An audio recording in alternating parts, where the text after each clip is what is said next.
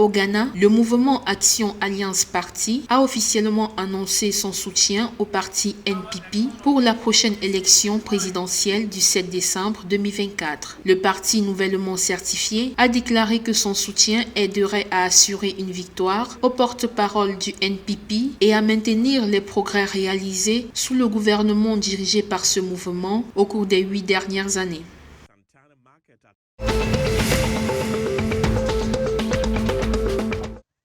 En Côte d'Ivoire, la production de cacao attendue au cours de la campagne 2024-2025, qui a démarré le 1er octobre dernier, est estimée à près de 2,2 millions de tonnes. Selon une source du régulateur Bloomberg, le stock annoncé représenterait une hausse de 10% par rapport aux prévisions de 2 millions de tonnes formulées en juin dernier et une augmentation de 25% par rapport à la récolte de 1,75 million de tonnes réalisée au cours de la campagne 2023-2024.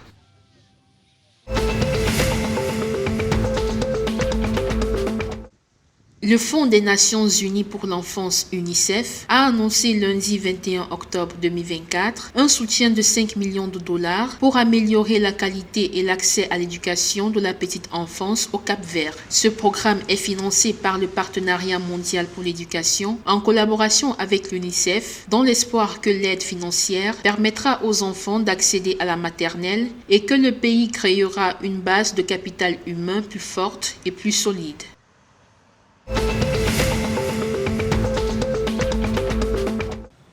Les forces de défense et de sécurité nigériennes ont neutralisé plusieurs terroristes jeudi 17 octobre 2024 dans la région de Diffa, à l'est du Niger. Plusieurs matériels ont été saisis dans le cadre de ces opérations de sécurisation menées dans cette partie du pays. Le Niger subit dans certaines de ses régions frontalières des exactions d'organisations terroristes liées à Al-Qaïda et d'autres mouvements basés dans le nord du Mali, ainsi que le groupe terroriste Boko Haram, logé au Nigeria depuis 2009 et qui sème la terreur dans la région de Diffa.